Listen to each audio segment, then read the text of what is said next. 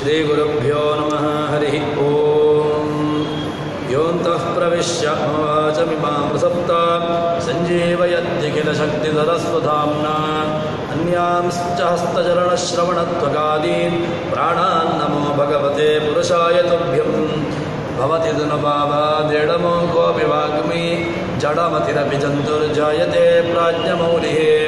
ಸಕಲವಚನಚೇತೋ ದೇವತಾ ಭಾರತೀ ಸಾ ಮಮ ವಚಸಿ ಧತ್ತಾಂ ಸನ್ನಿಧಿಂ ಮಾನಸೇ ಚ. ತಪೋ ವಿದ್ಯಾ ವಿರಕ್ತ್ಯಾದಿ ಸದ್ಗುಣೋಘಾಕರಾನಂ ವಾದಿರಾಜಗುರೋನ್ ವಂದೇ ಹಯಗ್ರೀವಪದಾಶ್ರಯಾನ್.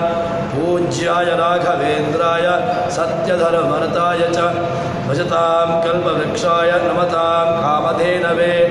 ಬ್ರಹ್ಮಚರ್ಯ ಹರಿಪ್ರೀತಿ ಸುವಿದ್ಯಾವಾದಶಾಲಿನಃ ಇಷ್ಟದಾನ್ ಕಷ್ಟಹರ್ತॄನ್ನಃ ವಿದ್ಯಾಮಾನ್ಯಾನ್ ಮುನೀನ್ ನುಮಃ. ಶ್ರೀಗುರುಭ್ಯೋ ನಮಃ. ಧರ್ಮಕ್ಷೇತ್ರೇ ಕುರುಕ್ಷೇತ್ರೇ ಸಮವೇತಾಯೋತ್ಸವಃ ಮಾಮಕಾಃ ಪಾಂಡವಾಶ್ಚೈವ ಕಿಮಕುರುವತ ಸಂಜಯ. ಶ್ರೀಗುರುಭ್ಯೋ ನಮಃ. ಭಗವಂತ ತಪಸ್ಸಿನ ವಿವರಣೆಯನ್ನು ನೀಡುತ್ತಾ ಇದ್ದಾನೆ ಅರ್ಜುನನಿಗೆ.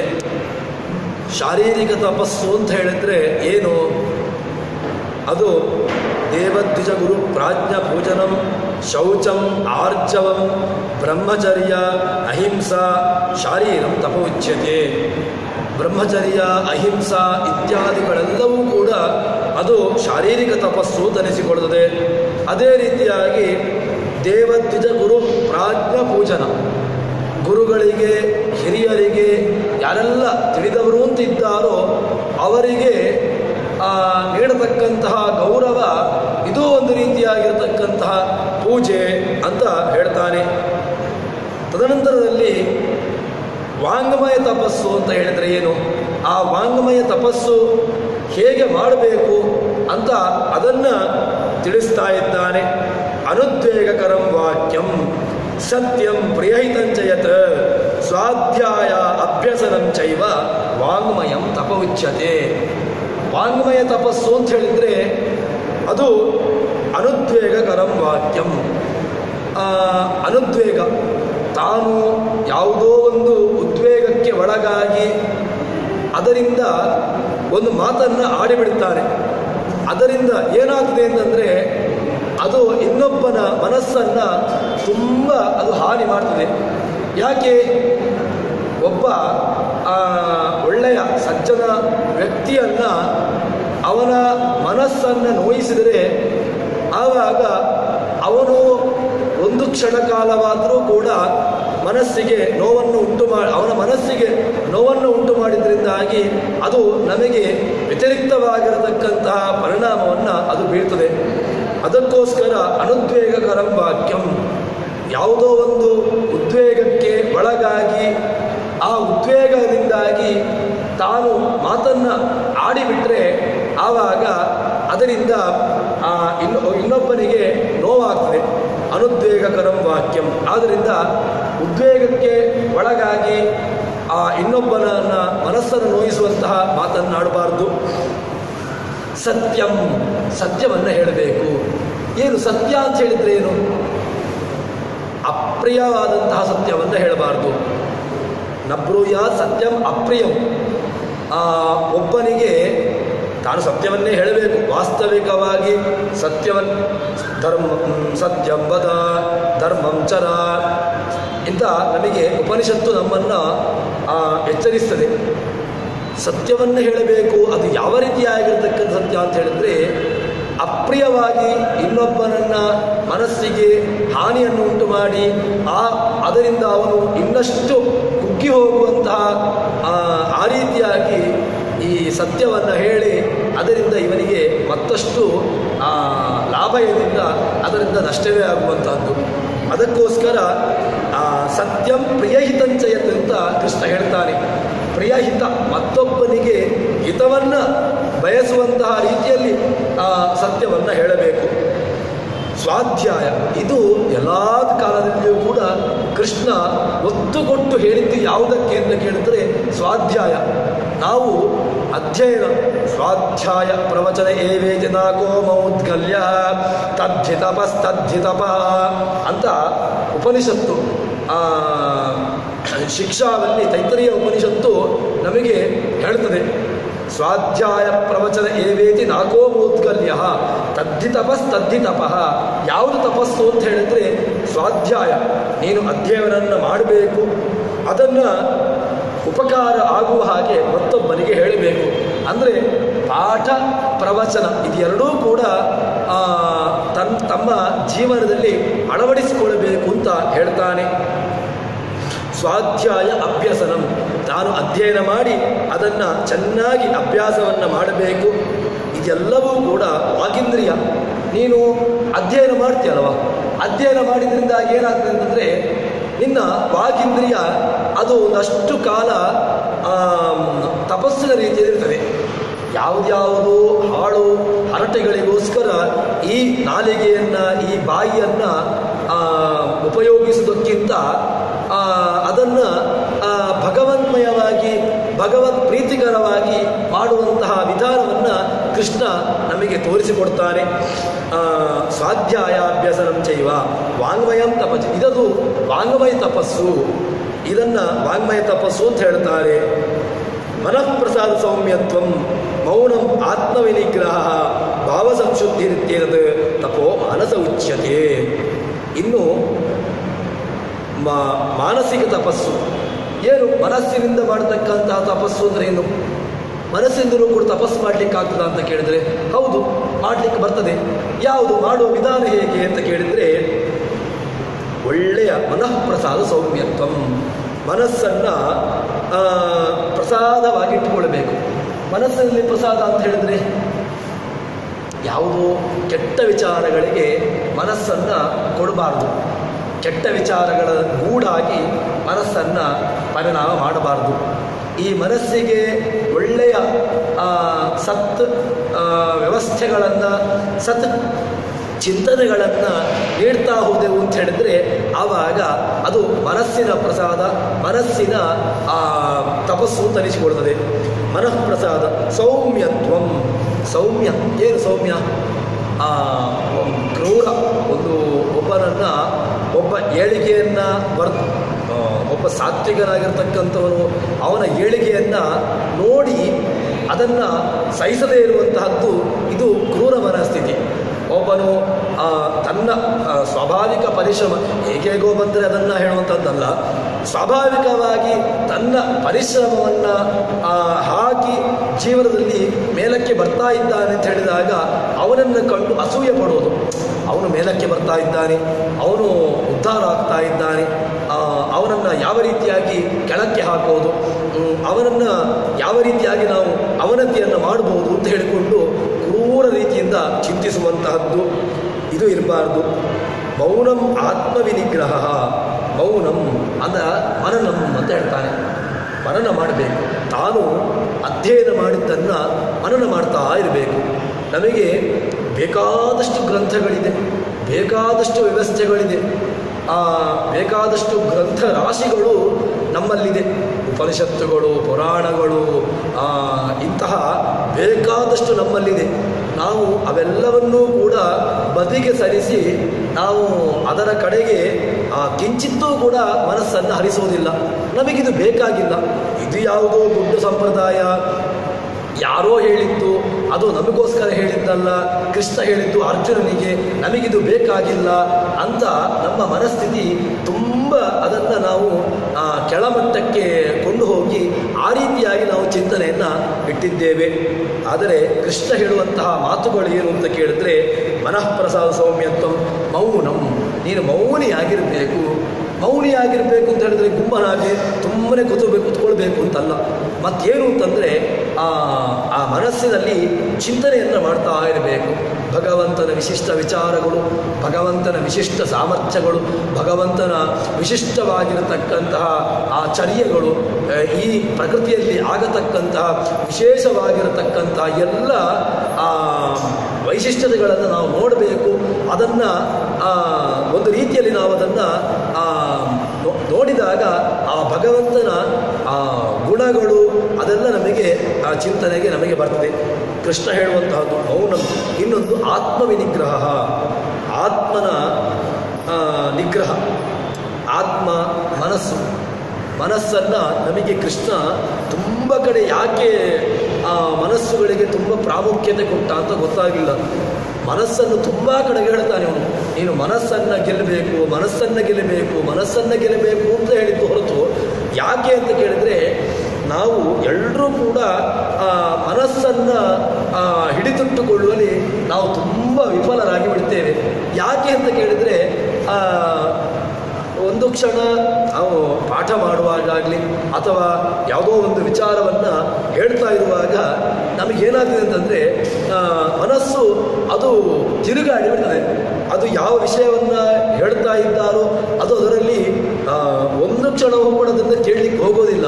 ಅದಕ್ಕೋಸ್ಕರ ಕೃಷ್ಣ ತುಂಬ ಮಹತ್ವ ಕೊಟ್ಟು ಹೇಳಿದ್ದೇನು ಅಂತ ಕೇಳಿದರೆ, ನೀನು ಮನಸ್ಸನ್ನು ನಿನ್ನ ಹಿಡಿತದಲ್ಲಿಟ್ಟುಕೊಳ್ಳಬೇಕು ಅಂತ ಹೇಳ್ತಾನೆ. ಮೌನಂ ಆತ್ಮವಿನಿಗ್ರಹ. ಇನ್ನೊಂದು ಭಾವ ಸಂಶುದ್ಧಿ, ಮನಸ್ಸಿನ ಸಂಶುದ್ಧಿ ಏನು ಅಂತ ಕೇಳಿದ್ರೆ, ಶುದ್ಧಿ ಕಲುಷಿತವಾಗಿರ್ತಕ್ಕಂತಹದರಲ್ಲಿ ಏನು ಹಾಕಿದರೂ ಕೂಡ ಅದರಿಂದ ಉಪಯೋಗವಿಲ್ಲ. ಯಾಕೆ ಉಪಯೋಗ ಇಲ್ಲ ಅಂತಂದರೆ, ಕಲುಷಿತವಾದದಲ್ಲಿ ನೀವು ಏನನ್ನು ಹಾಕಿದರೂ ಕೂಡ ಅದರಿಂದ ಒಳಗಿರ್ತಕ್ಕಂತಹ ಪದಾರ್ಥಗಳು ಕೂಡ ಅದು ಕಲುಷಿತವಾಗಿ ಬಿಡ್ತದೆ. ಅದಕ್ಕೋಸ್ಕರ ಮನಸ್ಸನ್ನು ಶುದ್ಧಿಯಾಗಿಟ್ಟುಕೊಂಡು ಮನಸ್ಸನ್ನು ಭಗವಂತನ ಕಡೆಗೆ ಕೊಟ್ಟು ತನ್ಮೂಲಕವಾಗಿ ಭಾವ ಸಂಶುದ್ಧಿ ಇತ್ತು ಅಂತ ಹೇಳಿದರೆ, ಆವಾಗ ಸಹಜವಾಗಿ ಎಲ್ಲವೂ ಕೂಡ ಅದು ಪರಮಾತ್ಮ ಪರವಾಗಿರ್ತದೆ. ತನ್ಮೂಲಕವಾಗಿ ನಮಗೆ ಭಗವಂತನನ್ನು ಹೊಂದಲಿಕ್ಕಾಗ್ತದೆ ಅಂತ ಹೇಳ್ತಾರೆ. ಇತ್ಯೇತತ್ ತಪೋ ಮಾನಸ ಉಚ್ಯತೆ. ಇದೆಲ್ಲವೂ ಕೂಡ ಮನಸ್ಸಿನಿಂದ ಮಾಡತಕ್ಕಂತಹ ತಪಸ್ಸುಗಳು. ತಪಸ್ಸಿಗೆ ಅದೇ ತಪಸ್ಸು ಅಂತ ಹೇಳಿದ ತಕ್ಷಣ ನಮಗೇನಾಗಿದೆ ಅಂತ ಕೇಳಿದ್ರೆ, ತಪಸ್ಸು ಅಂತ ಹೇಳಿದರೆ ಕಾಡಿಗೆ ಹೋಗಬೇಕು, ಎಲ್ಲವನ್ನೂ ಬಿಡಬೇಕು, ಕಾಡಿಗೆ ಹೋಗಿ ಎಲ್ಲವನ್ನೂ ಬಿಟ್ಟು ಅಲ್ಲಿ ಯಾರ ಸಂಪರ್ಕವೂ ಇಲ್ಲದೆ ಅಲ್ಲಿ ಹೋಗಿ ಕೂತ್ಕೊಳ್ಳೋದೇ ತಪಸ್ಸು ಅಂತ ಆಗಿಬಿಟ್ಟಿದೆ. ತಪಸ್ಸು ಅಂತ ಹೇಳಿದರೆ ಕೇವಲ ಅಷ್ಟು ಮಾತ್ರ ಅಲ್ಲ, ಅದೋ ಒಂದು ರೀತಿಯಾಗಿರ್ತಕ್ಕಂಥ ತಪಸ್ಸು. ಅದನ್ನು ಮಾಡಬಾರ್ದ ಅಂತ ಕೇಳಿದರೆ ಅದನ್ನು ಮಾಡಬೇಕು. ಅದು ಯಾರಿಗೆ? ನಾವು ಆ ಹಂತಕ್ಕೆ ಹೋಗಬೇಕು. ನೀನು ಎಲ್ಲರನ್ನೂ ಬಿಟ್ಟು ನಿನಗೆ ಹೋಗುವಂತಹ ಸಾಮರ್ಥ್ಯ ಉಂಟ? ನನ್ನದು, ನನ್ನವರು, ನನ್ನ ಮನೆ ಎಲ್ಲವನ್ನು ಬಿಟ್ಟು ನೀನು ಹೋಗ್ತೀಯಾ? ಅಲ್ಲಿ ಹೋಗಿ ನೀನು ತಪಸ್ಸನ್ನು ಮಾಡಿದಾಗ ಅಲ್ಲಿಯೂ ಕೂಡ ನನ್ನ ಮನೆ ನನ್ನ ಹೆಂಡತಿ ಅಂತ ಹೇಳಿಕೊಂಡು ಅದು ಬಾಧಿಸಿದರೆ ಆವಾಗ ತಪಸ್ಸಾಗೋದಿಲ್ಲ. ಯಾಕಾಗೋದಿಲ್ಲ? ಅಲ್ಲಿಯೂ ಕೂಡ ನನ್ನದು ಅಂತ ಬಾಧಿಸ್ತಾ ಇತ್ತು. ಆ ಬಾಧಿಸಿದ್ರಿಂದಾಗಿ ಆವಾಗ ಈ ತಪಸ್ಸು ಅದು ಆಗೋದಿಲ್ಲ. ನೀನು ಅದಕ್ಕಿಂತ ಏನು ಮಾಡ್ಬೋದು ಅಂತ ಕೇಳಿದ್ರೆ, ಸುಲಭವಾಗಿರ್ತಕ್ಕಂತಹ ಮಾರ್ಗವನ್ನು ನಮಗೆ ಕೃಷ್ಣ ಕೊಟ್ಟಿದ್ದಾನೆ. ನೀನು ಕಾಡಿಗೆ ಹೋಗಿಯೇ ತಪಸ್ಸು ಮಾಡಬೇಕು ಅಂತೇನಿಲ್ಲ. ಮತ್ತೇನು, ನೀನು ಮನೆಯಲ್ಲಿ ಇರು, ಎಲ್ಲರ ಜೊತೆಗೇ ಇರು. ಆದರೆ ಎಲ್ಲರ ಜೊತೆಗಿದ್ದುಕೊಂಡು ಎಲ್ಲರನ್ನೂ ಕೂಡ ಬಿಟ್ಟು ಇರುವಂತಹ ಒಂದು ಪ್ರಯತ್ನವನ್ನು ಮಾಡಿಕೊಂಡು ಭಗವಂತನನ್ನು ಸಾಕ್ಷಾತ್ಕಾರ ಮಾಡಲಿಕ್ಕೆ ಯಾವುದು ಮಾರ್ಗವೋ ಯಾವುದು ಉಪಾಯವೋ ಅದನ್ನು ಅನುಸರಿಸು, ನಿನಗೆ ಆವಾಗ ಭಗವಂತ ಲಭಿಸ್ತಾನೆ. ಇದಿಷ್ಟೇ ನಿಮಗೆ ಇರುವಂತಹದ್ದು, ಇದೇ ತಪಸ್ಸು ಅಂತ ಅನಿಸಿಕೊಡ್ತದೆ ಅಂತ ಹೇಳ್ತಾನೆ. ಅಕ್ರೂರ ಸೌಮ್ಯ ಉಚ್ಯತೆ. ಮನನಶೀಲತ್ವ. ಮೌನ ಅಂತ ಹೇಳಿದ್ರೆ ಮನನಶೀಲ. ಯಾರು ಶ್ರವಣವನ್ನು ಮಾಡಿದ್ದಾನೋ ಅವರು ಮನನ ಮಾಡ್ತಾರೆ. ನಾವು ಕೇಳಿರ್ತೇವೆ, ಪಾಠವನ್ನು ಕೇಳಿದ್ದನ್ನು ಮನೆಗೆ ಬಂದು ಏನು ಮಾಡಬೇಕು? ಮನನ ಮಾಡಬೇಕು. ಮನನ ಮಾಡೋದು ಅಂತ ಹೇಳಿದರೆ ಅವರು ಮಾಡಿದ್ದನ್ನು ಮತ್ತೊಮ್ಮೆ ನೋಡಬೇಕು. ಏನು ಮಾಡಿದ್ದಾರೆ, ಯಾವ ವಿಷಯದ ಬಗ್ಗೆ ಇವತ್ತು ಹೇಳಿದ್ದಾರೆ. ಅದೇ ರೀತಿಯಾಗಿ ಇದು ಲೌಕಿಕವಾಗಿರ್ತಕ್ಕಂಥ ವಿಚಾರ. ಇನ್ನು ನೀವು ಅಲೌಕಿಕವಾಗಿರ್ತಕ್ಕಂತಹ ಭಗವಂತ ವಿಚಾರಗಳಿಗೆ ಬಂದರೆ, ಎಲ್ಲಿಯೋ ನಾವು ಭಗವಂತನ ವಿಚಾರವನ್ನು ಕೇಳಿರ್ತಕ್ಕಂಥದ್ದನ್ನು ಮನಸ್ಸಿಗೆ ಮಾಡಿಕೊಳ್ಳಬೇಕು. ಮನಸ್ಸಿಗೆ ಮಾಡಿಕೊಂಡು ಅದರಲ್ಲಿ ಇನ್ನಷ್ಟು ಅದರ ವಿಚಾರಗಳನ್ನು ನಾವಾಗಿಯೇ ಮತ್ತಷ್ಟು ಅದನ್ನು ತಿಳ್ಕೊಳ್ಳಿಕ್ಕೆ ಪ್ರಯತ್ನ ಪಡಬೇಕು. ಈ ಪ್ರಯತ್ನವನ್ನು ಮಾಡಿದಾಗ ಅದನ್ನೇ ನಾವು ಮನನಶೀಲ, ಅಂತಹ ವ್ಯಕ್ತಿಗಳನ್ನು ಮನನಶೀಲರು, ಅಧ್ಯಯನ ಮಾಡಿದ್ದನ್ನು ಮತ್ತಷ್ಟು ತಿಳ್ಕೊಳ್ಳುವರು ಅಂತ ಎಂಬುದಾಗಿ ಹೇಳ್ತೇವೆ. ಇನ್ನು ಹೀಗೆ ಹೇಳಿದ ನಂತರ ಮುಂದೆ ಹೇಳ್ತಾನೆ, ಶ್ರದ್ಧಯ ಪರಯ ತಪ್ತಂ ತಪಸ್ತತ್ರಿವಿಧಂ ನರೈ ಅಫಲ ಕಾಂಚಿಭಿರ್ಯುಕ್ತೈ ಸಾತ್ವಿಕಂ ಪರಿಚಕ್ಷತೆ. ಇನ್ನು ತಪಸ್ಸಿನಲ್ಲಿ 3 ವಿಭಾಗವನ್ನಾಗಿ ಹೇಳ್ತಾರೆ. ಹೇಗೆ ಅಂತ ಕೇಳಿದರೆ, ಈ ನಮ್ಮಂತಹ ಜನರುಗಳು ಮಾಡತಕ್ಕಂತಹ ತಪಸ್ಸು ಅದು 3 ರೀತಿಯಾಗಿರ್ತದೆ. ಅದು ಯಾವುದು ಅಂತ ಕೇಳಿದ್ರೆ, ಶ್ರದ್ಧೆಯಿಂದ ಮಾಡುವಂತಹದ್ದು, ಇನ್ನೊಂದು ಫಲವನ್ನು ಬಿಟ್ಟು, ಫಲದ ಆಸಕ್ತಿಯನ್ನು ಬಿಟ್ಟು ಮಾಡುವಂತಹದ್ದು, ಇನ್ನೊಂದು ಕೇವಲ ಫಲ ಇಲ್ಲದೇನೆ ಮಾಡುವಂಥದ್ದು ಇದೆ.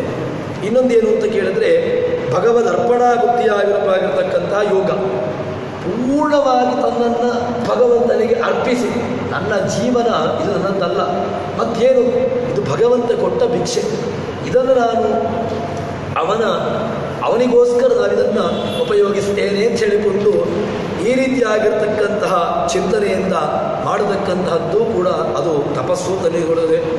ಈ ತಪಸ್ಸುಗಳೆಲ್ಲವೂ ಕೂಡ ಸಾತ್ವಿಕ ತಪಸ್ಸು. ಹೇಗೆ ಅಂತ ಕೇಳಿದ್ರೆ ಅದನ್ನು ಬಿಡಿಸ್ತಾರೆ.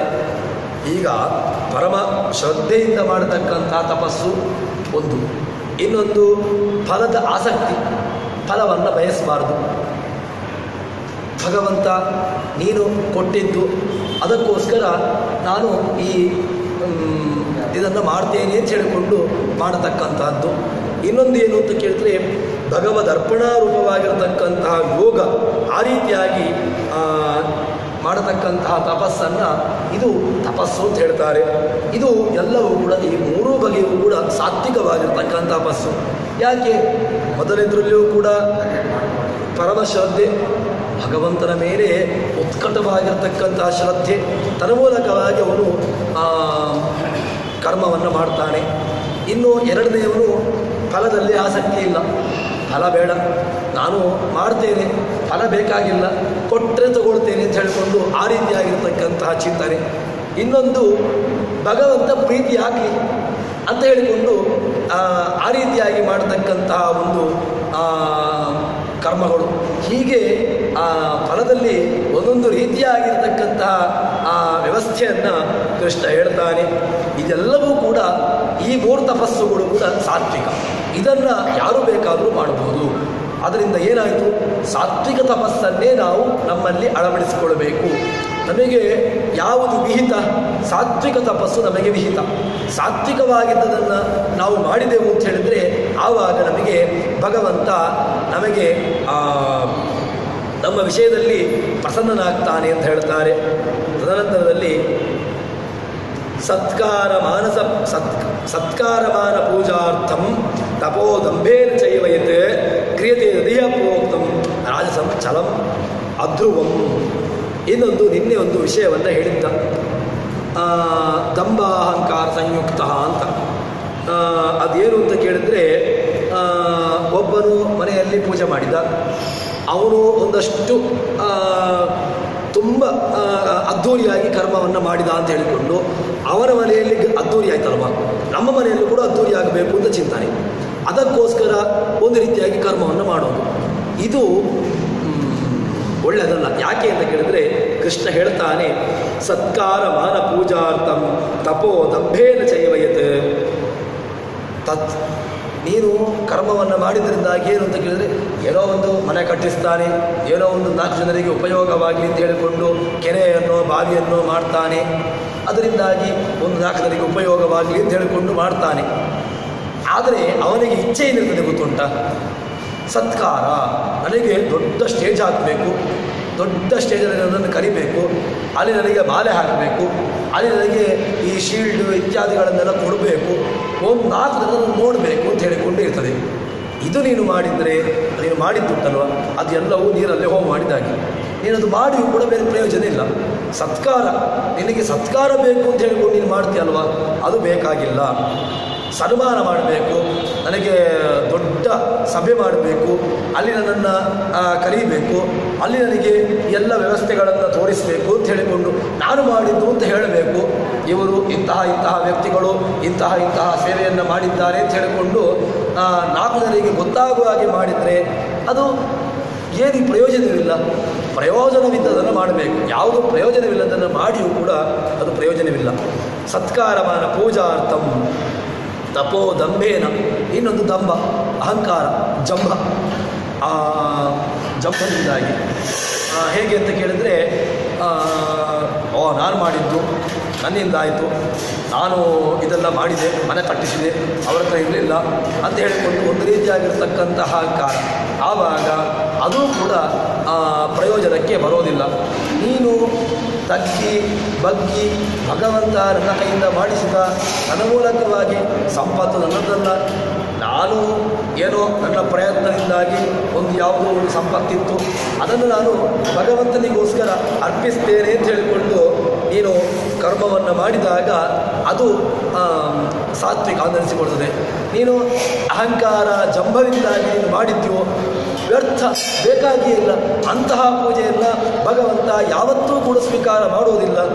ತಪೋ ದಂಭೇನ ಚೈವಯತ್ ಕ್ರಿಯತೆ ದೇಹ ಪ್ರೋಕ್ತಂ. ಈ ರೀತಿಯಾಗಿ ಮಾಡಿದರೆ ಅದು ಏನಾಗ್ತದೆ ಅಂತ ಕೇಳಿದರೆ, ನಿನಗೆ ರಾಜಸ ಫಲ, ಅದರಿಂದ ನಿನಗೆ ಯಾವ ಫಲವೂ ಸಿಗುವುದಿಲ್ಲ.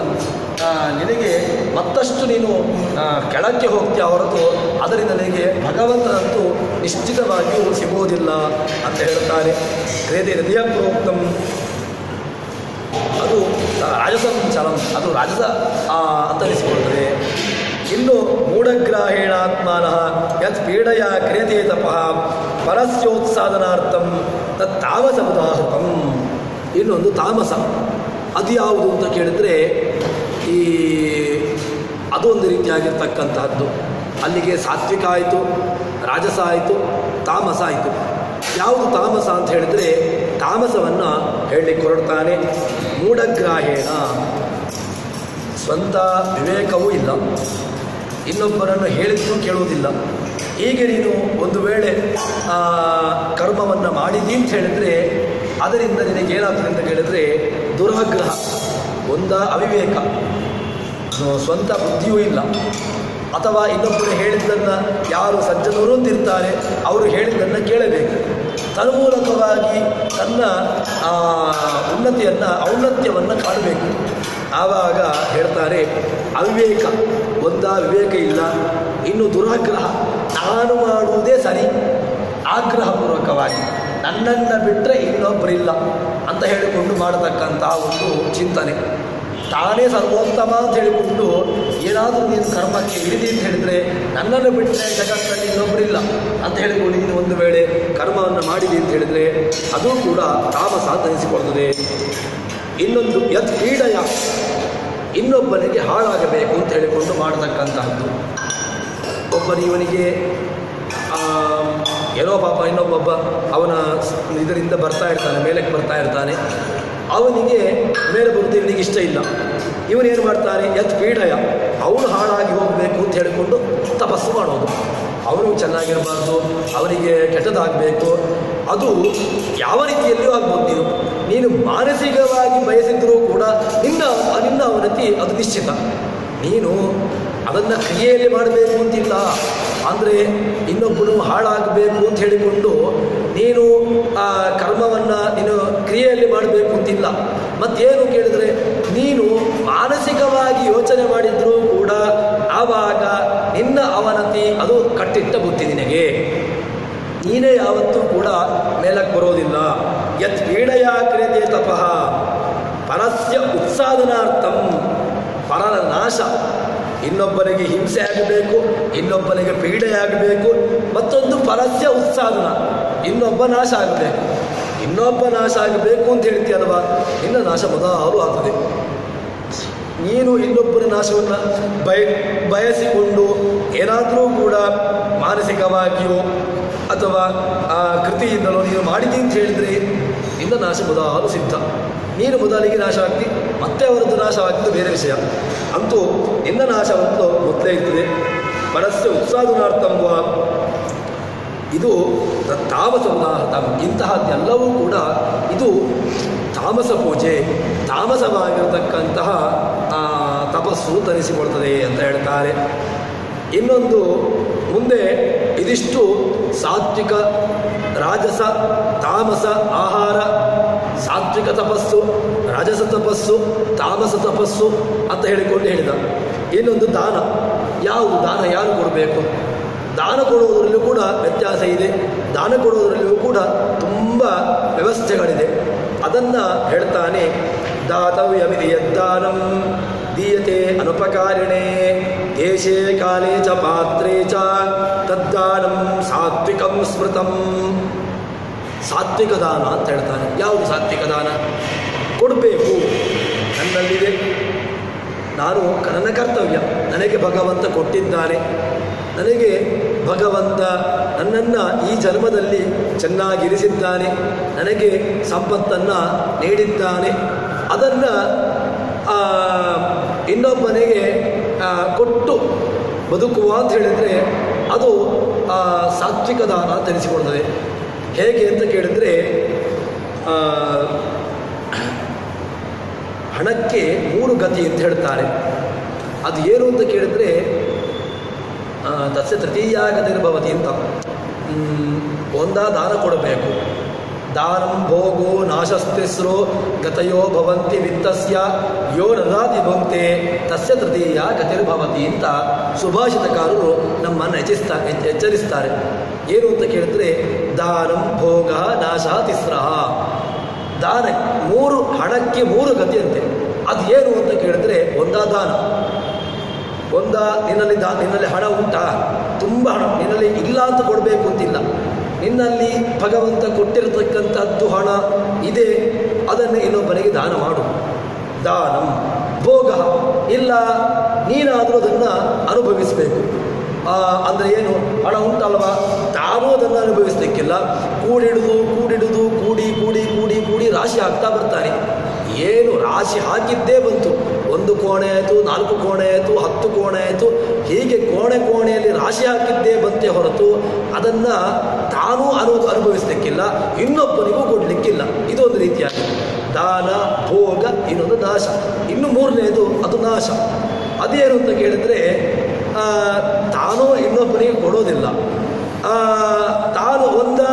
ತಾನಾದರೂ ಅದನ್ನು ಅನುಭವಿಸಬೇಕು, ತಾನಾದರೂ ಅದನ್ನು ನನ್ನಲ್ಲಿ 1 ಕೋಟಿ ಉಂಟಲ್ವ, ಕೋಟಿ ಇದ್ದದನ್ನು ಏನಾದರೂ ಅಂತ ಹಾಳು ಮಾಡಬೇಕು ಅಂತಲ್ಲ, ತಾನಾದರೂ ಅದನ್ನು ಏನಾದರೂ ಮಾಡಿ ಅದನ್ನು ಅನುಭವಿಸಬೇಕು. ಅದು ಇಲ್ಲ ಮಾಡಲಿಕ್ಕೆ. ದಾನ ಭೋಗ ನಾಶವೇ. ಮತ್ತು ಕೊನೆಯದ್ದೇನು ಅಂತ ಕೇಳಿದ್ರೆ 3ನೇ ಗತಿ ಅದಕ್ಕೆ ಅಂತ ಹೇಳುವಂತಾರೆ. ಹಣಕ್ಕೆ ಏನಾಗ್ತದೆ ಅಂತ ಕೇಳಿದ್ರೆ, ನೀನು ದಾನವೂ ಕೊಡೋದಿಲ್ಲ, ನೀನೂ ಅನುಭವಿಸೋದಿಲ್ಲ ಅಂತ ಹೇಳಿದ್ರೆ ಕೊನೆಗೆ ಏನಾಗ್ತದೆ ಅಂತ ಕೇಳಿದ್ರೆ ನಾಶವೇ. ತಸ್ಯ ತೃತೀಯ ಗತಿರ್ಭವತಿ. ಅದನ್ನು ನೀನು ತಿನ್ನಿಸದೆ ತಾನು ಕೂಡಿ ರಾಶಿ ಹಾಕಿ ಆಮೇಲೆ ಏನಾಗ್ತದೆ ಅಂತ ಕೇಳಿದ್ರೆ, ಲೌಕಿಕವಾಗಿ ನೋಡೋದಂತಾದರೆ IT ಅವರು ಬಂದು ಅದನ್ನು ಹಿಡ್ಕೊಂಡು ಹೋಗಿ ಬಿಡ್ತಾರೆ, ಮುಗೀತಲ್ಲಿಗೆ. ತಾನು ಕೂಡಿ ರಾಶಿ ಹಾಕಿ ಏನು ಮಾಡ್ತಾನೆ, ತಾನು ನೋಡ್ತಾ ಇರ್ತಾನೆ. ನಿತ್ಯ ಕಪಾಟ್ ತೆಗೆಯೋದು, ಇಷ್ಟ ಆಯಿತು, ಮತ್ತೆ ನೋಡೋದು, ಕಪಾಟ್ ತೆಗೆಯೋದು, ಇಷ್ಟ ಆಯಿತು ಅಂತ ಹೇಳಿ ರಾಶಿ ಹಾಕ್ತಾ ಬಂದ. ಇದೊಂದು ದಿವಸ ಏನಾಯಿತು, ಅದು IT ಅವರಿಗೆ ಗೊತ್ತಾಯಿತು, IT ಅವರು ಬಂದರು, ಹಿಡ್ಕೊಂಡು ಹೋದರು. ತಾನೂ ತಿನ್ನಲಿಕ್ಕಿಲ್ಲ, ಇನ್ನೊಬ್ಬನಿಗೂ ಕೊಡಲಿಲ್ಲ, ಅದನ್ನು ತೃತೀಯಾಗಭವತಿ. ಅದಕ್ಕೆ 3ನೇದೇ ಗತಿ. ಒಂದಾದು ಗೌರ್ಮೆಂಟಿಗೆ ಹೋಗಿ ಅಲ್ಲಿ ಸುಭದ್ರವಾಗಿರ್ತದೆ. ಹೀಗೆ ಹಣವನ್ನು ಈ ರೀತಿಯಾಗಿ ಹೇಳ್ತಾರೆ. ಅದಕ್ಕೋಸ್ಕರ ಏನು ಮಾಡಬೇಕು ಅಂತ ಕೇಳಿದ್ರೆ, ದಾನ ಮಾಡು. ನಿನ್ನಲ್ಲಿ ಹಣ ಇಲ್ಲದೆ ದಾನ ಮಾಡಬೇಕು ಅಂತ ಯಾರೂ ಹೇಳಿಲ್ಲ. ನಿನಗೆ ಬೇಕಾದಷ್ಟು ನಿನ್ನಲ್ಲಿ ಸಂಪತ್ತು ಉಂಟು, ಭಗವಂತ ಕೊಟ್ಟಿದ್ದಾನೆ ಅಂತ ಹೇಳಿದ ಮೇಲೆ ಅದನ್ನು ಕೊಡೋದ್ರಲ್ಲಿ ಯಾವುದೇ ತಪ್ಪಿಲ್ಲ.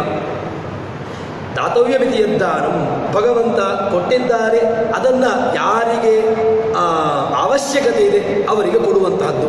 ಯಾರೋ ಒಬ್ಬ ಅವಶ್ಯಕತೆ ಉಳ್ಳವನಿರ್ತಾನೆ, ಯಾರೋ ಒಬ್ಬ ಮನೆಯನ್ನು ಕಟ್ಟಬೇಕು ಅಂತಿರ್ತಾನೆ, ಯಾರೋ ಒಬ್ಬ ತನ್ನ ಮಗುವನ್ನು ಓದಿಸಬೇಕು ಅಂತಿರ್ತಾನೆ, ಅಥವಾ ಇನ್ನೊಬ್ಬ ಏನೋ ಇನ್ನೊಂದು ರೀತಿಯಾಗಿ ಹೀಗೆ ಬೇರೆ ಬೇರೆ, ಅಥವಾ ಸಮಾಜಮುಖಿಯಾಗಿ ಬೇಕಾದಷ್ಟು ತಾನು ಕರ್ತವ್ಯವನ್ನು ಮಾಡ್ಬೋದು. ಹೀಗೆ ಆ ಹಣವನ್ನು ಸದುಪಯೋಗ ಮಾಡಬೇಕು ಅಂತ ಹೇಳುವಂತಹದ್ದು. ದಾತವ್ಯ ವಿಧಿಯದ್ದಾನಂ ದೀಯತೆ ಅನುಪಕಾರಿಣಿ, ಯಾರಿಗೆ ಉಪಕಾರಿಯಾಗಿದೆ. ನೀನು ಹಣ ಇದ್ದವನಿಗೆ ಹೋಗಿ ಕೊಡಬೇಕು ಅಂತ ಹೇಳಲಿಲ್ಲ. ಒಬ್ಬ ದೊಡ್ಡವನಿದ್ದಾನೆ, ಕೋಟಿಗಟ್ಟಲೆ ಆಸ್ತಿ ಉಂಟು, ನಾನು ದಾನವನ್ನು ಕೊಡಬೇಕು ಅಂತ ಹೇಳಿಕೊಂಡು ಅವನಿಗೆ ಕೊಂಡೋಗಿ ಕೊಟ್ಟರೆ ವೇಸ್ಟ್, ಉಪಯೋಗವಿಲ್ಲ. ನೀನು ಯಾರಿಗೆ ಕೊಡಬೇಕು ಹಣ? ಅನುಪಕಾರಿಣಿ. ಅವನು ಯಾರಿಗೆ ಹಣವನ್ನು ಕೊಟ್ಟರೆ ಅಂಥವನು ಆ ಹಣವನ್ನು ಸ್ವೀಕಾರ ಮಾಡಿ ಅದರಿಂದ ನಿನ್ನನ್ನು ನಿತ್ಯದಲ್ಲೂ ಕೂಡ ಸ್ಮರಣೆ ಮಾಡ್ತಾನೋ ಅವನಿಗೆ ಕೊಡು. ತುಂಬ ಇದ್ದವನು ಅವನಿಗೆ ಕೊಂಡೋಗಿ ಕೊಟ್ಟರೆ ಅವನದನ್ನೇ ವೇಸ್ಟ್, ಅವನಿಗೆ ಏನೂ ಮಾಡೋದಿಲ್ಲ ಅದನ್ನು. ಅದಕ್ಕೋಸ್ಕರ ಏನು ಹೇಳ್ತಾನೆ ಅಂತ ಹೇಳಿದರೆ ಕೃಷ್ಣ ದಾತವ್ಯ ವಿದ್ಯಾನು ದೀಯತೆ ಅನುಪಕಾರಣೆ, ಇದನ್ನು ನೀನು ಕೊಡುವವನಾಗ ಅವನಿಗೆ ಉಪಕಾರಿ ಆಗ್ತದೆ ಅಂತ ಹೇಳಿಕೊಂಡು ಅವನಿಗೆ ಕೊಡು. ಇನ್ನೊಂದು ಅರ್ಥ ಏನಂತ ಕೇಳಿದ್ರೆ, ನಾವು ಕೊಡ್ತೇವೆ, ಕೊಡುವಾಗ ಏನು ಅನಿಸ್ತದೆ ಅಂತ ಕೇಳಿದರೆ ನಾನು ಕೊಡ್ತೇನೆ, ನೀನು ಕೂಡ ನನ್ನನ್ನು ಕರೆದು ಕೊಡಬೇಕು ಅಂತ ನಮ್ಮದೊಂದು ಹುಚ್ಚುತನದ ಆಸೆ. ನಾನು ನೀನು ಕೊಡ್ತೇನೆ, ನೀನು ಕೂಡ ನನ್ನ ಕರೆದು ನನಗೆ ಕೊಡಬೇಕು ಅಂತ ಹೇಳಿಕೊಂಡು ನಮ್ಮದು ಮೊದಲೇ ಶುರುವಾಗುವಂಥದ್ದು. ಇದೊಂದು ರೀತಿಯಾಗಿ ಬಾಂಡ್, ನಾನು ನಿನಗೆ ಕೊಡ್ತೇನೆ, ನೀನು ನನಗೆ ಕೊಡು ಅಂತ ಹೇಳ್ಕೊಂಡು ನಮ್ಮಲ್ಲಿಯೇ ಅದು ಪರಸ್ಪರ ವಿನಿಮಯ, ಅದು ಆಗುವುದಿಲ್ಲ.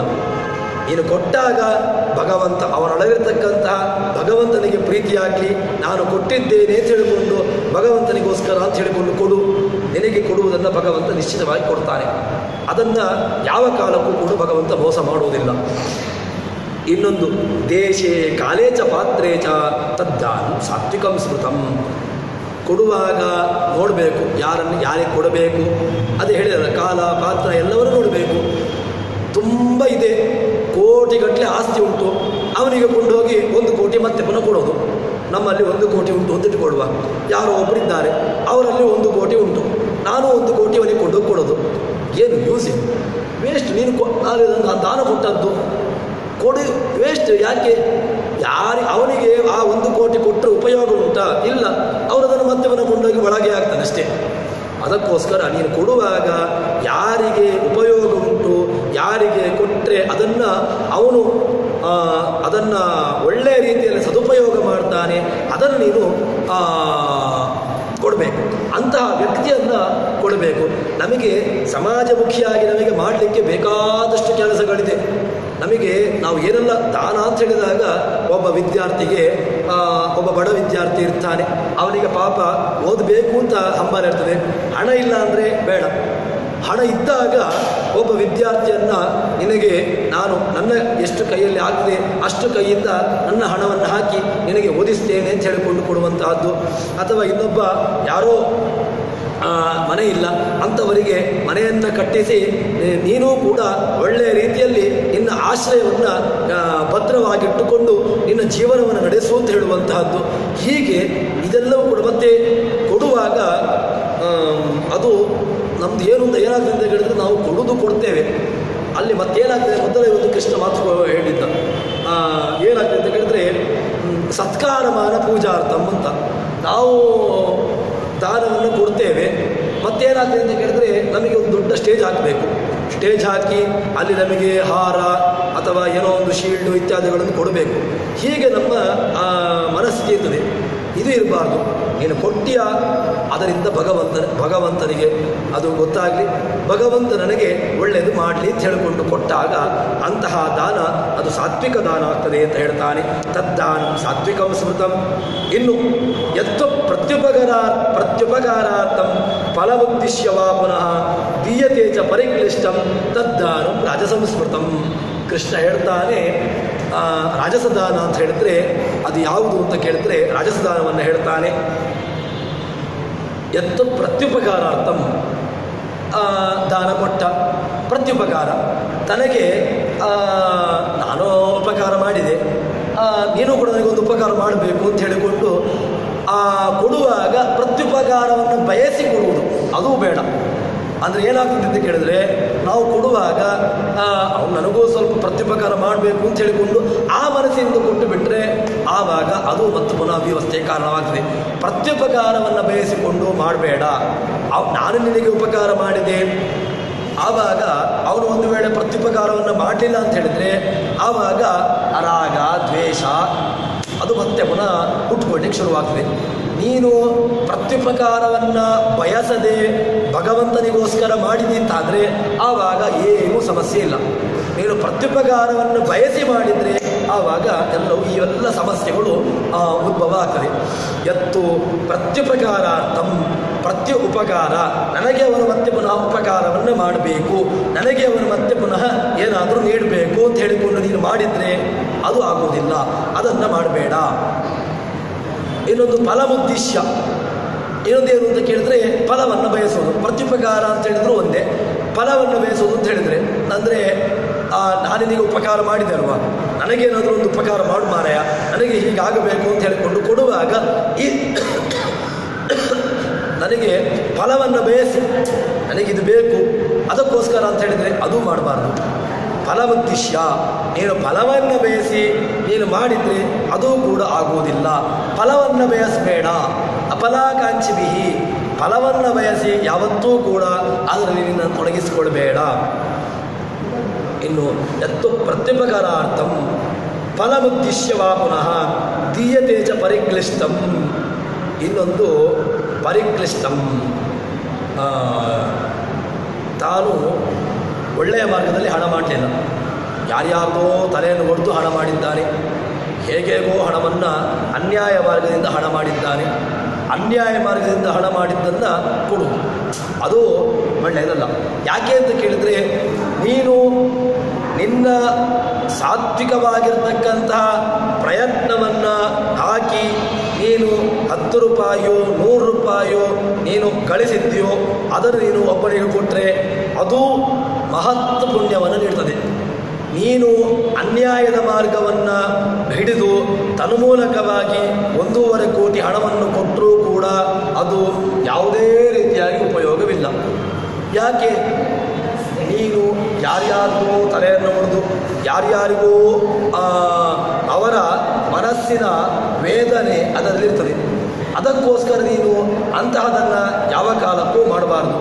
ನೀನು ಏನು ಮಾಡಬೇಕು ಅಂತ ಕೇಳಿದ್ರೆ, ನೀನು ಕೊಡ್ತೀಯಲ್ವ, ನಿನ್ನ ಸ್ವಾಭಾವಿಕವಾಗಿರತಕ್ಕಂಥ ಹಣವನ್ನು ನಿನ್ನ ಸ್ವ ಪರಿಶ್ರಮದಿಂದ ನೀನು ಯಾವ ಸಂಪತ್ತನ್ನು ಗಳಿಸಿದ್ದೀಯೋ ಅದನ್ನು ಇನ್ನೊಬ್ಬರಿಗೆ ಕೊಡು. ಹೊರತು ಅನ್ಯಾಯ ಮಾರ್ಗದಿಂದ ಗಳಿಸಿದ್ದಿರತಕ್ಕಂತಹ ಸಂಪತ್ತನ್ನು ಕೊಡಬೇಕು. ಅನ್ಯಾಯ ಮಾರ್ಗದಿಂದ ಸಂಪತ್ತನ್ನು ಅನ್ಯಾಯ ಮಾರ್ಗದಿಂದ ಗಳಿಸಿರ್ತಕ್ಕಂಥ ಸಂಪತ್ತನ್ನು ಕೊಟ್ಟು ನೀನು ಎಷ್ಟು ದೊಡ್ಡವನಾದರೂ ಕೂಡ ಅದು ಪ್ರಯೋಜನವಿಲ್ಲ. ನೀನು ನ್ಯಾಯ ಮಾರ್ಗದಿಂದ 10 ರೂಪಾಯಿಯನ್ನು ಒಬ್ಬನಿಗೆ ಉಪಯೋಗವಾಗಲಿ ಅಂತ ಕೊಟ್ಟರೂ ಕೂಡ ಅದು ಉಪಯುಕ್ತವಾದದ್ದು, ಅದು ಸಾತ್ವಿಕ ಅಂತ ಅನಿಸಿಕೊಳ್ತದೆ. ಇನ್ನು ಅಧೀಯತೆ ಚ ಪರಿಕ್ಲಿಷ್ಟಂ ತದ್ದಾನ ರಾಜಸಂಸ್ಕೃತಂ. ಇಂತಹ ದಾನ ಅದು ರಾಜಸದಾನ ಅಂತ ಅನಿಸಿಕೊಳ್ತದೆ ಅಂತ ಹೇಳ್ತಾರೆ. ಇನ್ನೊಂದು ತಾಮಸದಾನ ಅಂತ ಹೇಳ್ತಾರೆ. ಅದು ಯಾವುದು ಅಂತ ಕೇಳಿದ್ರೆ, ಅದೇಶ ಕಾಲೇ ನಿರ್ದಾನಂ ಅಪಾತ್ರೇಭ್ಯಶ್ಚ ದೀಯತೆ ಅಸತ್ಕೃತಂ ಅವಜ್ಞಾತಂ ತತ್ತಾಮಸಮುದಾಹೃತಂ. ದೇಶವೂ ಸರಿಯಿಲ್ಲ, ಕಾಲವೂ ಸರಿಯಿಲ್ಲ. ಕೆಲವೆಲ್ಲ ದಾನಗಳಿಗೆ ದೇಶ ಕಾಲ ಅಂತ ಹೇಳ್ತಾರೆ, ನಿಯಮವನ್ನು ಮಾಡ್ತಾರೆ. ಯಾವ ದಾನವನ್ನು ಯಾವ ಕಾಲದಲ್ಲಿ ಕೊಡಬೇಕು, ಆಯಾಯ ಕಾಲದಲ್ಲಿಯೇ ನೀಡಬೇಕು ಅಂತ ಶಾಸ್ತ್ರಗಳು ನಮಗೆ ಎಚ್ಚರಿಸ್ತವೆ. ಅದನ್ನು ಆಯಾಯ ಕಾಲಕ್ಕೇನೆ ಅದನ್ನು ಕೊಡಬೇಕು. ಹೀಗೆ ದೇಶ ಕಾಲವನ್ನು ನೋಡಿಕೊಂಡು ಕೊಡಬೇಕು. ಇನ್ನು ಅಪಾತ್ರೇಭ್ಯಶ್ಚ, ಯಾರೋ ಒಬ್ಬ ಪಾತ್ರನಲ್ಲ, ಯಾರಿಗೆ ಕೊಟ್ಟರೆ ಉಪಯೋಗವಾಗುವುದು ಅಂಥವರಿಗೆ ಹಣವನ್ನು ಕೊಡು. ಯಾರಿಗೆ ಕೊಟ್ಟರೆ ಆ ಹಣವನ್ನು ದುಂದು ವ್ಯರ್ಥ ಮಾಡ್ತಾನೋ, ದುಂದು ವೆಚ್ಚವನ್ನು ಮಾಡ್ತಾನೋ, ಅಥವಾ ಅದನ್ನು ಯಾವುದೋ ಒಂದು ಕೆಟ್ಟ ಕಾರಣಕ್ಕೋಸ್ಕರ ಅದನ್ನು ಉಪಯೋಗಿಸ್ತಾನೋ ಅಂಥವನಿಗೆ ನೀನು ದಾನವನ್ನು ಕೊಡಬೇಡ. ಅದು ದಾನ ಕೊಟ್ಟರೂ ಕೂಡ ಅದು ಅಪಾತ್ರ ದಾನ, ಅದು ತಾಮಸ ದಾನ ಅಂತ ಅನಿಸಿಕೊಡ್ತದೆ. ಅದಕ್ಕೋಸ್ಕರ ಅಪಾತ್ರ ದಾನವೂ ಬೇಡ. ದೇಶ ಕಾಲ ಎಲ್ಲವೂ ಕೂಡ ಸರಿಯಾಗಿರ್ತಕ್ಕಂತಹ ದಾನವನ್ನು ನೀಡಬೇಕು ಅಂತ ಕೃಷ್ಣ ಎಚ್ಚರಿಸ್ತಾನೆ. ಅಸತ್ಕೃತಂ ಅವಜ್ಞಾತಂ. ಇನ್ನೊಂದು ಏನು ಅಂತ ಕೇಳಿದ್ರೆ, ಅಸತ್ಕೃತಂ, ಒಬ್ಬ ಒಳ್ಳೆಯವನಿರ್ತಾನೆ, ಅವನಿಗೆ ಸತ್ಕಾರವನ್ನು ಮಾಡದೆ ಕೊಡಬೇಕು ಅಂತ ಕೊಟ್ಟರೆ ಅದು ಒಳ್ಳೆಯದಲ್ಲ. ಯಾಕೆ? ಒಂದು ದಾನವನ್ನು ಕೊಡುವಾಗ ಅವನಿಗೆ ನೀಡಬೇಕಾಗಿರ್ತಕ್ಕಂತಹ ಗೌರವವನ್ನು ನೀನು ನೀಡಲೇಬೇಕು. ಅವನಿಗೆ ಏನು ಗೌರವ ಸತ್ಕಾರವನ್ನು ನೀಡಬೇಕು ಅದನ್ನು ನೀನು ಕೊಡಬೇಕು. ಅದರಿಂದ ಕರ್ತವ್ಯ. ನೀನು ಕೊಡ್ತೀಯಲ್ವ, ದಾನ ಕೊಡ್ತೀಯಲ್ವ, ಕೊಡುವಾಗ ಆ ದಾನವನ್ನು ತೆಗೆದುಕೊಳ್ಳತಕ್ಕಂಥ ವ್ಯಕ್ತಿಗೆ ನಿನ್ನ ನೀನು ಮಾಡತಕ್ಕಂಥ ಸತ್ಕಾರ ಅದನ್ನು ಮಾಡಲೇಬೇಕು. ಅಸತ್ಕೃತಂ ಅವಜ್ಞಾತಂ. ಏನೊಂದು ಏನು ಅಂತ ಕೇಳಿದ್ರೆ, ಬಂದಿರತಕ್ಕಂತಹ ನೀನು ದಾನಕ್ಕೆ ಕರೆದಿರ್ತಿ, ಅವನನ್ನು ಅವಮಾನ ಮಾಡೋದು. ಒಂದು 4 ಜನರ ಮುಂದೆ ಅವಮಾನ ಮಾಡಿ ತನ್ಮೂಲಕವಾಗಿ ದಾನವನ್ನು ಕೊಟ್ಟರೆ ಅದೂ ಕೂಡ ವ್ಯರ್ಥ.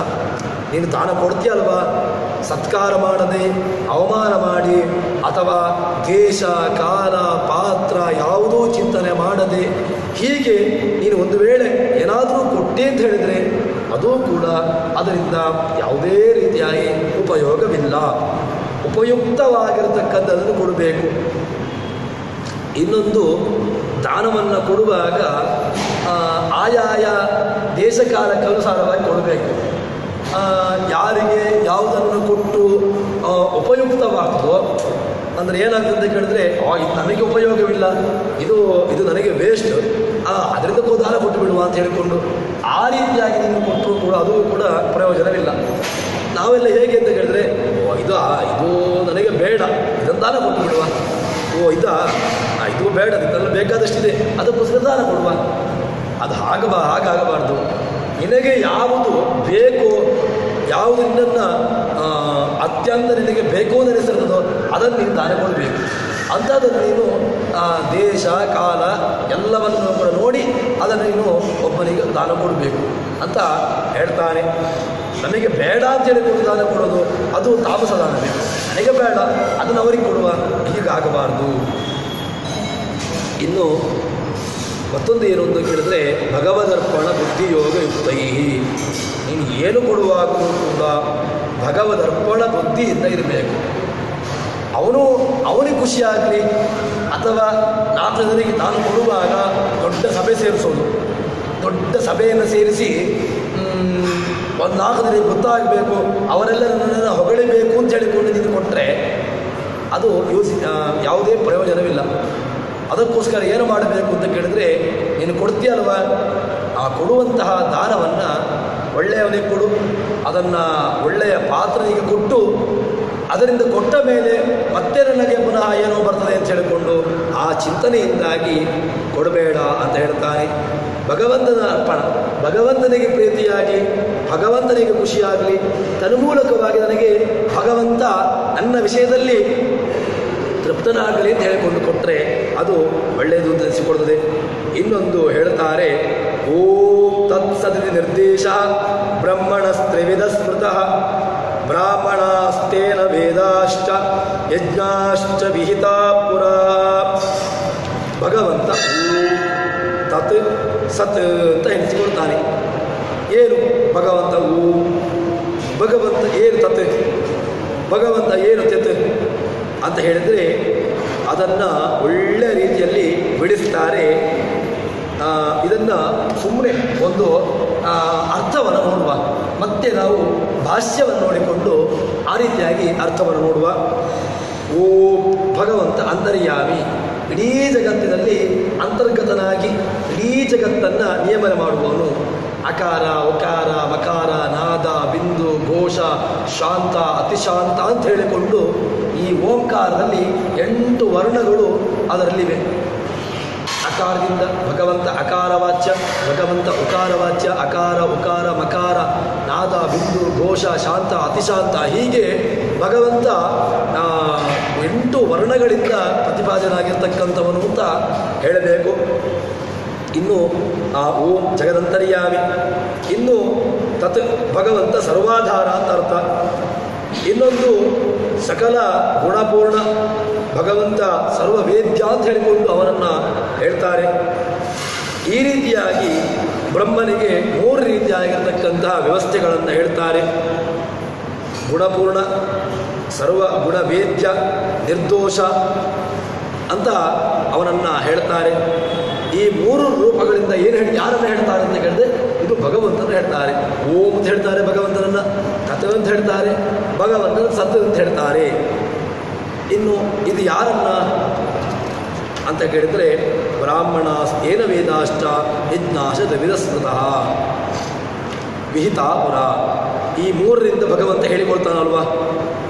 ಇನ್ನು ವೇದಗಳು ಯಜ್ಞಗಳು ಇದೆಲ್ಲವೂ ಕೂಡ ಭಗವಂತನಿಂದ ಸೃಷ್ಟಿಯಾಗಿರ್ತಕ್ಕಂತಹದ್ದು. ಯಾರು ಬ್ರಹ್ಮಜ್ಞಾನಿಗಳಿದ್ದಾರೆ. ಯಾರು ಯಾವ ವೇದಗಳಿದೆ, ಯಾವ ಯಜ್ಞಗಳಿದೆ, ಇದೆಲ್ಲವೂ ಕೂಡ ಭಗವಂತನಿಂದ ಸೃಷ್ಟಿಕಾಲದಲ್ಲಿ ಬ್ರಾಹ್ಮಣೋ ಸ್ಯಂಕಾಮಾಸೀನ್ ಬಾಹೂರ ಆಜನ್ಯಕೃತ ಊರೋದಸ್ಯ ದ್ವೈಷ್ಯ ತದ್ಭ್ಯಾಂ ಶೋತ್ರೋ ಅಜಾಯತ ಅಂತ ಹೇಳಿಕೊಂಡು ಭಗವಂತನನ್ನ ವಿರಾಟ್ ರೂಪವನ್ನು ಆ ಪುರುಷ ಸೂಕ್ತ ಕೊಂಡಾಡ್ತದೆ. ಆ ರೀತಿಯಾಗಿರ್ತಕ್ಕಂತಹ ಭಗವಂತನನ್ನ ಭಗವಂತ ಸೃಷ್ಟಿಕಾಲದಲ್ಲಿ ವೇದಗಳನ್ನು, ಯಜ್ಞಗಳನ್ನು, ಬ್ರಹ್ಮಜ್ಞಾನಿಗಳನ್ನು ಸೃಷ್ಟಿಸಿದ ಅಂತ ಹೇಳ್ತಾರೆ. ಇನ್ನು ಆ ಓಂಕಾರ ಸತ್ ಯತ್ ಅಂತ ಹೇಳಿದರೆ ಏನರ್ಥ ಅಂತ ಕೇಳಿದ್ರೆ ಅದನ್ನು ಒಂದು ಭಾಷ್ಯವನ್ನು ಹೇಳ್ತಾರೆ. ಓತಂ ಜಗದ್ಯತ್ರ ಸ್ವಯಂಚ ಪೂರ್ಣೋ ವೇದೋಕ್ತ ರೂಪೋ ಅನುಪಚಾರತಶ್ಚ ಸರ್ವೈ ಶುಭೈ ಚ ಅಭಿಯುತೋ ನ ಚಾನ್ಯೇ ಓಂ ತತ್ಸತಿ ಇತಿ ಏತತ್ ಏನಂ ಅತಃ ಪಠ ವದಂತಿ. ಭಗವಂತನನ್ನ ಯಾವ ಕಾರಣಕ್ಕೋಸ್ಕರ ಹೀಗೆ ಹೇಳ್ತಾರೆ ಅಂತ ಕೇಳಿದರೆ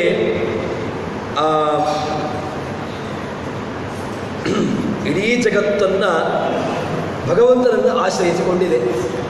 ಭಗವಂತ ಜಗತ್ತಿಗೆ ಆಶ್ರಯ, ಸರ್ವಾಶ್ರಯ ಯಾರು? ಭಗವಂತ. ಇನ್ನೊಂದು ಅದರ ಒಳಗಡೆ ಭಗವಂತ ನಿಯಾಮಕನಾಗಿ ಭಗವಂತ ಇದ್ದಾನೆ. ಭಗವಂತ ಒಳಗು ಹೊರಗು ಅಂತರ್ಬಹಿಷ್ಠ ಸರ್ವಂ ವ್ಯಾಪ್ಯ ನಾರಾಯಣ ಸ್ಥಿತ ಅಂತ ಅವನನ್ನು ನಾರಾಯಣ ಸೂಕ್ತ ಅವನನ್ನು ಕೊಂಡಾಡ್ತದೆ. ಭಗವಂತ ಅಂತಹ ಬಹಿಷ್ಠ ತತ್ಸರ್ವಂ ವ್ಯಾಪ್ಯ, ಅಂತಹ ಬಹಿ ಒಳಗಡೆ ಹೊರಗಡೆ ಪೂರ್ತಿ ಭಗವಂತ ಆ ಜಗತ್ತನ್ನು ವ್ಯಾಪಿಸಿಕೊಂಡು ಆ ಭಗವಂತ ಜಗತ್ತನ್ನು ನಿಯಮನೆ ಮಾಡಿಕೊಂಡು ಇದ್ದಾನೆ ಅಂತ ಅವನನ್ನು ಕೊಂಡಾಡ್ತದೆ. ಆದ್ದರಿಂದ ಅವನನ್ನು ಓಂ ಅಂತ ಹೇಳ್ತದೆ. ಓತಂ ಜಗತ್ ಯತ್ರ ಸ್ವಯಂಚ ಪೂರ್ಣ, ಭಗವಂತ ಸ್ವಯಂ ಪೂರ್ಣ, ಅವನಿಗೆ ಪೂರ್ಣತ್ವವನ್ನು ಕೊಡಲಿಕ್ಕೆ ಇನ್ನೊಂದು ಯಾವುದೂ ಬೇಕಾಗಿಲ್ಲ. ಪೂರ್ಣಮದ ಪೂರ್ಣಮಿದಂ, ಅವನು ಪೂರ್ಣನಾಗಿರ್ತಕ್ಕಂಥವನು. ಇನ್ನು ವೇದೋಕ್ತ ರೂಪ ಅನುಪಚಾರತಶ್ಚ, ಭಗವಂತನಿಗೆ ವೇದೈಕ ವೇದ್ಯ, ಭಗವಂತನ ತಿಳ್ಕೊಳ್ಬೇಕು ಅಂತ ಹೇಳಿದರೆ ನೀನು ವೇದವನ್ನು ಶರಣು ಹೊಂದಬೇಕು. ನೀನು ವೇದವನ್ನು ಶರಣು ಹೊಂದಿದೆ ಅಂತ ಹೇಳಿದರೆ ವೇದವನ್ನು ನೀನು ಪೂರ್ತಿಯಾಗಿ ಅಧ್ಯಯನ ಮಾಡಬೇಕು. ತನ್ಮೂಲಕವಾಗಿ ನಮಗೆ ಭಗವಂತ ವೇದ್ಯನಾಗ್ತಾನೆ. ತದನಂತರದಲ್ಲಿ ಸರ್ವೈ ಶುಭೈ, ಭಗವಂತ ಶುಭ ಗುಣಗಳಿಂದ ಪೂರ್ಣನಾಗಿರ್ತಕ್ಕಂಥವನು. ಅಶುಭವಾಗಿರ್ತಕ್ಕಂತಹದ್ದು ಭಗವಂತನಿಗಿಲ್ಲ. ಯಾಕೆ ಭಗವಂತನಿಗೆ ಅಶುಭವಾದ್ದಿಲ್ಲ? ಅಶುಭವಾಗಿರ್ತಕ್ಕಂತಹದ್ದು ಎಲ್ಲವೂ ಕೂಡ ಅವನ ಹಿಡಿತದಲ್ಲಿ ಉಂಟು. ಅವನು ಅದನ್ನು ನಿಯಮನೆ ಮಾಡಿಕೊಂಡಿರ್ತಾನೆ. ಭಗವಂತನಿಗೆ ಅಶುಭ ಇಲ್ಲವೇ ಇಲ್ಲ. ಭಗವಂತ ಯಾವತ್ತೂ ಕೂಡ ಶುಭನೇ ಅಂತ ಅವನನ್ನು ಹೇಳ್ತದೆ. ಸರ್ವೈ ಶುಭೈ ಚ ಅಭಿಯುತಃ ನ ಚಾನ್ಯೈ. ಆದ್ರಿಂದ ಭಗವಂತನನ್ನ ಓಂ ತತ್ ಸತ್ ಅಂತ ಈ ಎಲ್ಲ ಕಾರಣಗಳಿಂದ ವೇದಗಳು ಅವನನ್ನು ಓಂ ಅಂತ ಹೇಳ್ತದೆ, ಅವನನ್ನು ತತ್ವ ಅಂತ ಹೇಳ್ತದೆ, ಅವನನ್ನು ತತ್ವ ಅಂತ ಹೇಳ್ತದೆ ಅಂತ ಹೇಳ್ತಾರೆ. ಇನ್ನು ಸದೇವ ಸೌಮ್ಯೇದಮಗ್ರ ಆಸೀತ್ ಅಂತ ಉಪನಿಷತ್ತು ಇದಮಗ್ರೇ ಸದೇವ ಆಸೀತ್. ಅಗ್ರೇ, ಅಗ್ರೆ ಅಂದರೆ ಯಾವಾಗ? ಅಗ್ರೆ ಅಂದರೆ ಮುಂದೆ ಅಂತ. ಮುಂದೆ ಅಂದರೆ ಮುಂದೆ ಅಂತಲ್ಲ, ಅಗ್ರೇ ಸೃಷ್ಟಿಯ ಆದಿಕಾಲದಲ್ಲಿ ಇದ್ದದ್ದು ಯಾವುದು? ಅದು ಭಗವಂತ. ಓಂ ಭಗವಂತನಿದ್ದ ಅಂತ ಓಂ ಇದಮಗ್ರ ಆಸೀತ್. ಮತ್ತೊಂದು ಓಮಿತಿ ಬ್ರಹ್ಮ, ಓಂಕಾರ ಅದು ಯಾರನ್ನೂ ಹೇಳೋದಿಲ್ಲ. ಓಂ ಅಂತ ಹೇಳಬೇಕು ಅಂತ ಹೇಳಿದ್ರೆ ಅದು ಭಗವಂತನನ್ನು ಮಾತ್ರ ಹೇಳ್ತದೆ. ನೀನು ಗಣಪತಿಯನ್ನು ಓಂಕಾರ ಹೇಳೋದಿಲ್ಲ, ದೇವಿಯನ್ನೂ ಕೂಡ ಓಂಕಾರ ಹೇಳೋದಿಲ್ಲ, ಸ್ಕಂದನನ್ನೂ ಹೇಳೋದಿಲ್ಲ, ಗಣಪತಿಯನ್ನೂ ಹೇಳೋದಿಲ್ಲ, ಅದು ಯಾರನ್ನೂ ಹೇಳೋದಿಲ್ಲ. ಮತ್ತೆ ಓಂ ಅಂತ ಯಾರನ್ನು ಹೇಳ್ತದೆ? ಓಂ ಅಂತ ಹೇಳುವಂತಹದ್ದು ಗುಣಪೂರ್ಣನಾಗಿರ್ತಕ್ಕಂತಹ, ಎಲ್ಲ ಕಡೆಗಳಲ್ಲೂ ವ್ಯಾಪ್ತನಾಗಿರ್ತಕ್ಕಂತಹ, ಎಲ್ಲದರಲ್ಲಿಯೂ ಕೂಡ ನಿಯಾಮಕನಾಗಿರ್ತಕ್ಕಂತಹ, ಅಂತರ್ಬಹಿ ವ್ಯಾಪ್ಯನಾಗಿರ್ತಕ್ಕಂತಹ ಭಗವಂತನನ್ನ ಓಂ ಅಂತ ಹೇಳ್ತದೆ ಅಂತ ಹೇಳ್ತಾರೆ. ತೇನ ಬ್ರಹ್ಮಣ ಅಂತ ಭಗವಂತನನ್ನ ಹೀಗೆ ಉಪಾಸನೆ ಮಾಡಬೇಕು ಅಂತ ಹೇಳ್ತದೆ. ತದನಂತರದಲ್ಲಿ ಇಷ್ಟು ಹೇಳಿದ ಮೇಲೆ ಕೃಷ್ಣ ಹೇಳ್ತಾನೆ, ತಸ್ಮಾತ್ ಓಂ ಇತಿ ಉದಾಹೃತ್ಯ ಯಜ್ಞದಾನ ತಪಕ್ರಿಯಾ ಪ್ರವರ್ತಂತೆ ವಿಧಾನೋಕ್ತಾ ಸತತಂ ಬ್ರಹ್ಮವಾದಿನಾಂ. ಯಾರೆಲ್ಲ ಬ್ರಹ್ಮಜ್ಞಾನಿಗಳು ಅಂತ ಇದ್ದಾರೆ, ಬ್ರಹ್ಮಜ್ಞಾನಿಗಳು ಅಂತ ಹೇಳಿದ್ರೆ ಬ್ರಹ್ಮನನ್ನು ತಿಳ್ಕೊಂಡವರು, ಬ್ರಹ್ಮನನ್ನು ತಿಳ್ಕೊಳ್ಬೇಕು ಅಂತ ಜಿಜ್ಞಾಸೆ ಉಳ್ಳವರು ಯಾರೂ ಆಗ್ತದೆ. ನಮಗೆಲ್ಲರಿಗೂ ಕೂಡ ಬ್ರಹ್ಮನ ತಿಳ್ಕೊಳ್ಬೇಕು ಅಂತ ಆಸೆ ಇದ್ದರೆ ನಾವು ಕೂಡ ಬ್ರಹ್ಮಜ್ಞಾನಿಗಳಾಗಬಹುದು. ಬ್ರಹ್ಮಜ್ಞಾನಿ ಆಗಬೇಕು ಅಂತ ಕೇಳಿದ್ರೆ ಬ್ರಹ್ಮನ ತಿಳ್ಕೊಳ್ಬೇಕು ಅಂತ ಆಸೆ ಬರಬೇಕು. ಆಸೆ ಇಲ್ಲದೆ ಅದು ಆಗುವುದಿಲ್ಲ. ತಸ್ಮಾತ್ ಆದ್ದರಿಂದ ಏನಾಗ್ತದೆ ಅಂತ ಕೇಳಿದ್ರೆ ಇದೊಂದು ಉಪನಿಷತ್, ಇದರಲ್ಲಿ ಭಾಷೆಯಲ್ಲಿ ಓಂಕಾರವನ್ನು ಯಾಕೆ ಅದನ್ನು ಹೇಳ್ತಾರೆ ಅಂತ ಕೇಳಿದ್ರೆ ಅದು ಮುಖ್ಯವಾಗಿ ಭಗವಂತನನ್ನು ಯಾಕೆ ಹೇಳ್ತಾರೆ ಅಂತ ಕೇಳಿದ್ರೆ ಭಗವಂತ ಸೃಷ್ಟಿಯ ಆರಂಭಕಾಲದಲ್ಲಿ ಹೇಳಿರ್ತಕ್ಕಂತಹ ಎರಡು ಪದಗಳನ್ನು ಹೇಳ್ತಾರೆ. ಓಂ ಮತ್ತು ಅಥ ಶಬ್ದಗಳನ್ನು ಭಗವಂತ ಸೃಷ್ಟಿಯ ಆದಿ ಕಾಲದಲ್ಲಿ ಉಚ್ಚಾರಣೆ ಮಾಡಿದ ಅಂತ ಹೇಳ್ತಾರೆ. ಈ ಎಲ್ಲ ಕಾರಣಗಳಿಂದಾಗಿ ಓಂ ಎಂಬುದು ಅದು ಭಗವಂತನನ್ನೇ ಹೇಳ್ತದೆ ಅಂತ ಕಾರಣವನ್ನು ಕೊಡ್ತಾರೆ. ತಸ್ಮಾತ್ ಓಂ ಇದು ಉದಾಹೃತ್ಯ ಯಜ್ಞದಾನದ ಕ್ರಿಯಾ. ನೀನು ಭಗವಂತನನ್ನು ಅರ್ಚಿಸಬೇಕು, ಭಗವಂತನನ್ನು ಪೂಜಿಸಬೇಕು, ಭಗವಂತನನ್ನು ಯಜ್ಞ ಮಾಡಬೇಕು, ಅಥವಾ ಯಾವುದೋ ಒಂದು ದಾನವನ್ನು ಕೊಡಬೇಕು, ಅಥವಾ ತಪಸ್ಸನ್ನು ಮಾಡಬೇಕು. ತಪಸ್ಸು ಅಂತ ಹೇಳಿದರೆ ಬೇರೆ ಬೇರೆ ತಪಸ್ಸುಗಳು, ಶಾರೀರಿಕ ತಪಸ್ಸು, ವಾಂಗ್ಮಯ ತಪಸ್ಸು, ಮಾನಸಿಕ ತಪಸ್ಸು, ಇದೆಲ್ಲವೂ ಕೂಡ ಇದೆ. ಎಲ್ಲ ತಪಸ್ಸುಗಳನ್ನು ಮಾಡಬೇಕು ಅಂತ ಹೇಳಿದರೆ ಓಂ ಇದು ಉದಾಹೃತ್ಯ, ಇನ್ನು ಓಂಕಾರವನ್ನು ಹೇಳಿಕೊಂಡು ಮಾಡಬೇಕು. ಪ್ರವರ್ತಂತೆ ವಿಧಾನೋಕ್ತಾ. ಇದು ಯಾರೆಲ್ಲ ಬ್ರಹ್ಮಜ್ಞಾನಿಗಳಿದ್ದಾರೆ ಅವರೆಲ್ಲರೂ ಕೂಡ ಅವರ ಜ್ಞಾನಿಗಳ ವಿದ್ಯುಕ್ತವಾಗಿರ್ತಕ್ಕಂತಹ ಕರ್ಮಗಳೆಲ್ಲವೂ ಕೂಡ ಈ ಓಂಕಾರವನ್ನು ಹೇಳಿಕೊಂಡೇ ಅದು ಆರಂಭವಾಗ್ತದೆ. ಹೊರತು ಯಾವುದೋ ಒಂದು ಶಬ್ದವನ್ನು ಪ್ರಯೋಗ ಮಾಡಿಕೊಂಡು ಅಥವಾ ಇನ್ನಿತರ ಯಾವುದೋ ಒಂದು ಶಬ್ದವನ್ನು ಹೇಳಿಕೊಂಡು ಅವರು ತಮ್ಮ ಕರ್ಮವನ್ನು ಆರಂಭ ಮಾಡುವುದಿಲ್ಲ ಅಂತ ಹೇಳ್ತಾರೆ. ಹೀಗೆ ಸತ್ಯದಂತೆ ಹೇಳಿಕೊಂಡು ಭಗವಂತನ ವಿಶಿಷ್ಟವಾಗಿರತಕ್ಕಂತಹ ವ್ಯವಸ್ಥೆಯನ್ನು ಹೇಳ್ತಾರೆ. ಇನ್ನು ಮುಂದಿನ ಭಾಗವನ್ನು ನಾಳೆ ಸೇರಿದಾಗ ನೋಡೋಣ ಅಂತ ಹೇಳುವಲ್ಲಿ ಇವತ್ತಿನ ಪ್ರವಚನವನ್ನು ಶ್ರೀಕೃಷ್ಣಾರ್ಪಣಮಸ್ತು. ಸರ್ವಣ ಸಂಪೂರ್ಣ ಸರ್ವದೋಷ ವಿವರ್ಜಿತ ಪ್ರಿಯತಾಂ ಪ್ರಿಯದೇವಾಲಂ ವಿಷ್ಣುರ್ಮೇ ಪರಮಸ್ವರತ್. ಶ್ರೀಕೃಷ್ಣಾರ್ಪಣಮಸ್ತು.